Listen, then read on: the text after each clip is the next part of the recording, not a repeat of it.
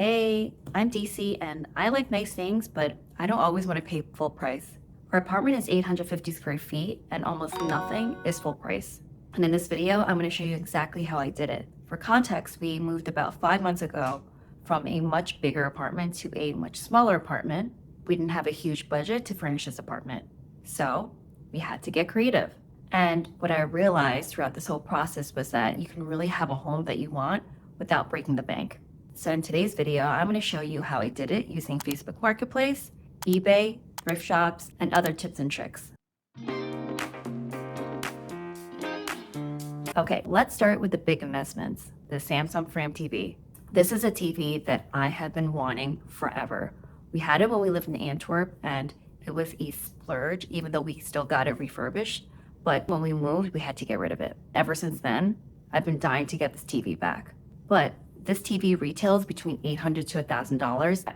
That is way past my budget and what I'm willing to pay. However, we got this one from Facebook Marketplace for $450. This was right before we moved, and we were searching on Facebook Marketplace for TVs, and this just happened to pop up. This is a girl in Brooklyn that just was moving and wanting to get rid of it. So here's what I did. I set up alerts for Samsung Frame TV. I put notifications on, and I checked the app every single day for like 2 weeks. Most of the listings were pretty expensive or far away, but one day this one popped up and we jumped on it.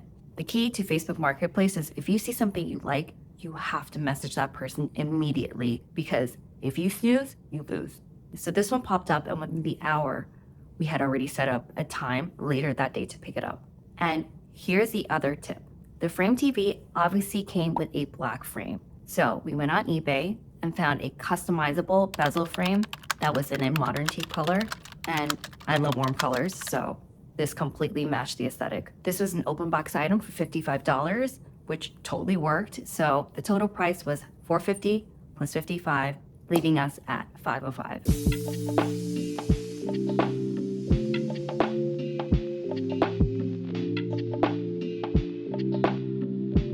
The next item is our restoration hardware couch. When we were still living in our old apartment, we had this very modern, humongous sofa that took up pretty much the entire living room, but it was fine because our apartment was so big. However, when it was time to move, I actually sold it off on Facebook Marketplace. We all know how expensive couches are, especially a name brand one. I had been eyeing a West Elm couch called the Marin. It was a sleeper sofa, but that configuration was a bit too large for this current apartment, so that was a no-go. So we kept looking for couches, again, on Facebook Marketplace, and finally, lo and behold, a restoration hardware couch popped up, and I knew that I needed it. I messaged the seller immediately, and it turns out that she was also selling it because she was moving, but this time to California, and she simply just couldn't take it with her. So we scheduled a pickup with Lug, and although it was another $200, the overall price was so worth it because this couch ended up costing us $1,200, while the retail price is between $4,000 and $6,000, depending on the configuration. So you do the math. The thing I love about restoration hardware is that this stuff holds up. The fabric is durable, the cushions don't lose their shape. In all honesty, can I afford right now a $2,000 couch? No, but this is why buying secondhand makes sense. And I know that deep down, one day I might want to get rid of this couch and it will still hold its value. So the one tip that I have when buying secondhand furniture is that ask questions. Some people prefer seeing in person before buying, but we were totally fine with just looking at the pictures and we purchased it immediately. And in this case, because we weren't able to pick it up for another week because she was out of town, I actually put down a $100 deposit and pay the rest the day of. The couch is definitely the best purchase we've made on Facebook Marketplace.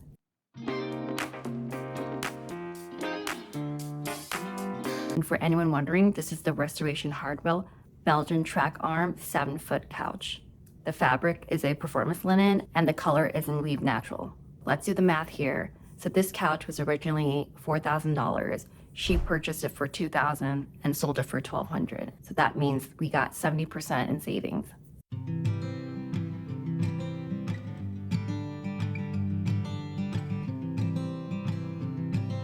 The next big investment are the restoration hardware nightstands.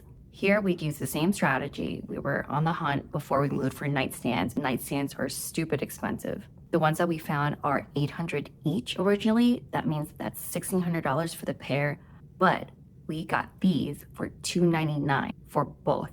This was another Facebook Marketplace purchase, and the seller was also moving. She had just bought a house and she was leaving everything in her apartment behind, so pretty much everything was for sale.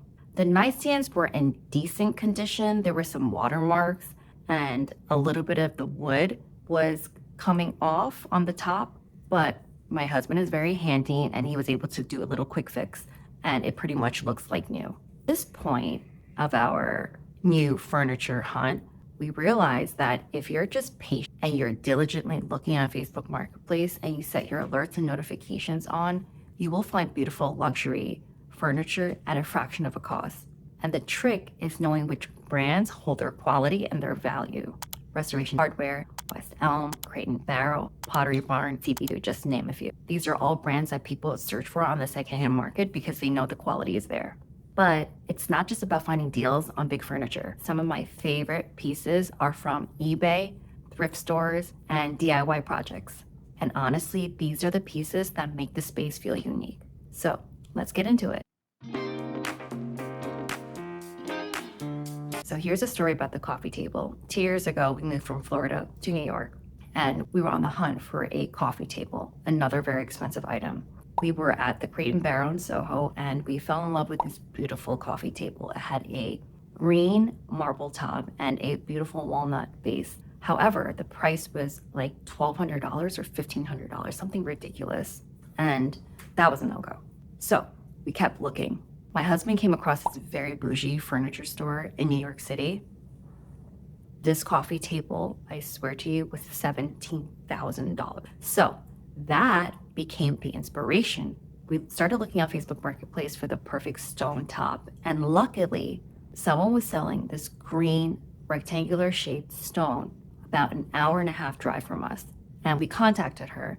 And this piece of stone had just been sitting in her garage. The backstory is they had it imported from Italy and they were planning on doing something with it, but nothing ever happened. So she decided to sell it to us for $100. After that, my husband went to Home Depot and bought some red oak for about another $100 because, again, he's very handy. He brought it home, sanded it down, cut it to the shape of that $17,000 coffee table, stained the same color.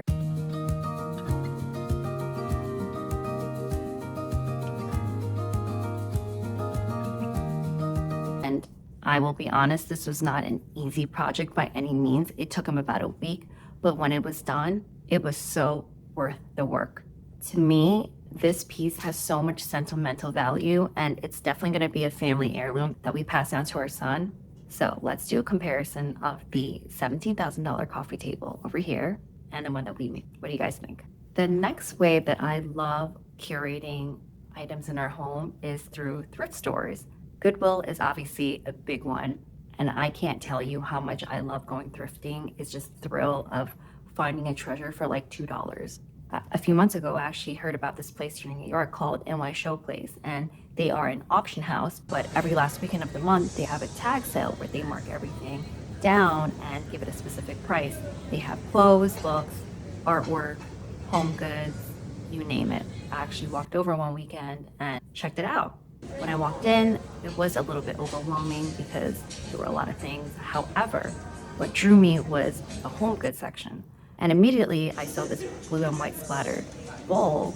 It caught my eye, and when I looked at the price tag, it was either like $2 or $5, and I knew I had to get it. When I got home, I did some research and found out that it's actually a 1970s vintage casserole dish. And it originally came with a lid, and there was no lid, so I decided to use it as a fruit bowl. And that's the one thing that I love about thrifting, right? It's like you go in, you have maybe a list in your head of things that you want, and even if you don't, it's totally fine because you end up finding little gems that hold sentimental value to you.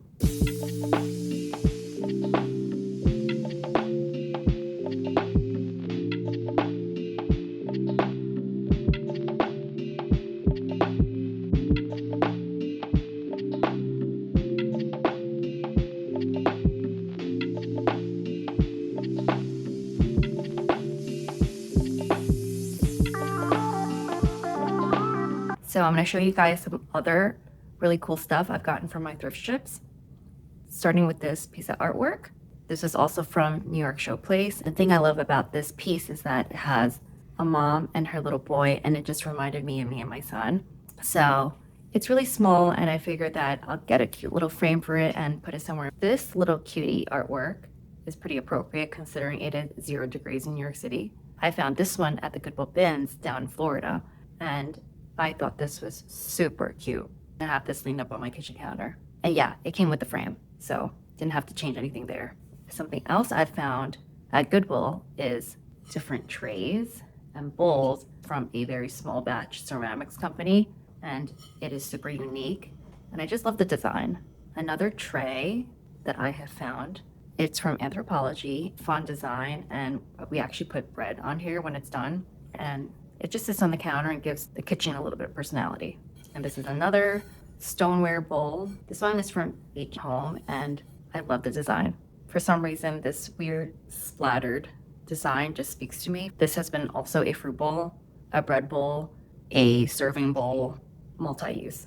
And I want to mention that all those items were about $1 to $3 because at the Goodwill bins, you pay based on weight. And another 2 items that I have picked up at Goodwill are these linen lampshades. I am still waiting to find the perfect base for them, and once I do, I'm going to swap them out or add them on, and I think it's just going to be the perfect addition to the bedrooms. Okay, so now let's talk artwork. Before I met my husband, I have never heard of lithograph before, and it turns out lithograph is the way to go when you don't want to spend a fortune on the actual artwork, but also don't want to buy mass-produced art on Amazon. Nothing wrong with it, but not my thing. So basically, lithographs are the perfect in-between. Let me explain to you what it is if you don't know. They're basically original artwork, just not one of a kind. It's a print made by the artists themselves from a metal plate or original stone.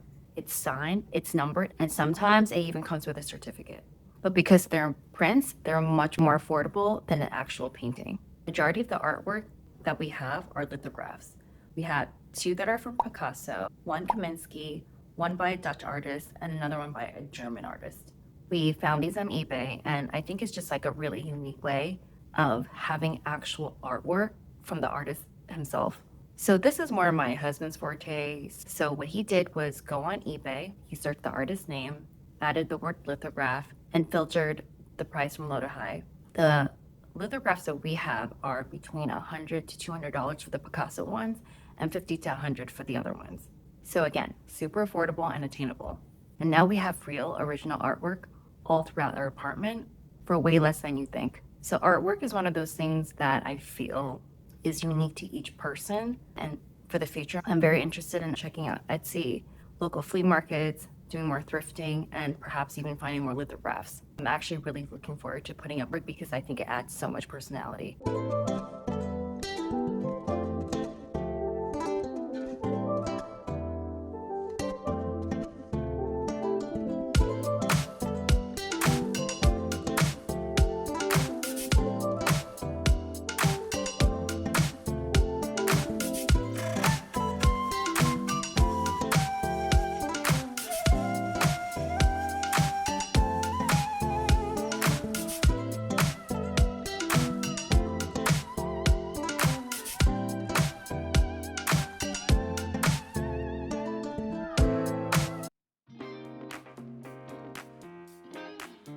One last thing I wanted to add is checking out outlet deals. We actually went to Industry City in Brooklyn. The big brands have their outlets there. It was a pretty fun trip, and I haven't gone furniture outlet shopping in a while. It was interesting to see what they had. Unfortunately, we couldn't find anything that we liked, and whatever we did like was over budget. So we went back to the drawing board, and that's when we found West Elm's sales section. Under the sales section, they have an open box outlet deals. Basically, these are floor models, return items, or any other furniture pieces that have some sort of cosmetic flaw. Lucky for us, we have a kitchen island, which means extra seating. However, counter stools or bar stools are expensive. We found these that are called the Flint counter stools. They ended up being $9 with tax $225 for one. And originally they are $3.99 each. So that means they were 43% off. When they got delivered, we obviously inspected them. They were pretty much just new.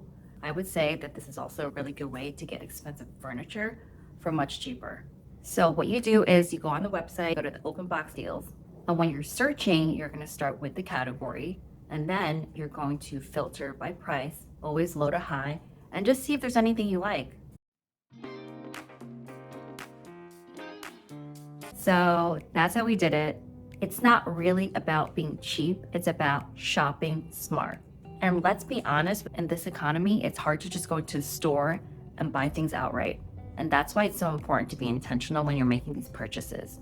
We wanted our home to feel elevated, but at the same time, we are realistic about our budget. And honestly, the hunt is kind of fun. You just have to know what you're looking for, be patient, and be willing to wait for the right thing to show up. I think the biggest shift for me is realizing that you don't have to buy everything new. You also don't have to buy things when they're on sale, because sometimes companies also don't have the best sales. You don't have to walk into Westtown and buy the whole showroom. When it comes down to it, when you're able to hand pick item by item, things feel more curated and you're just overall creating a home that has more character.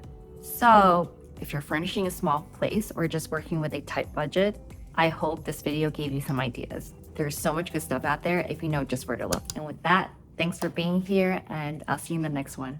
Bye.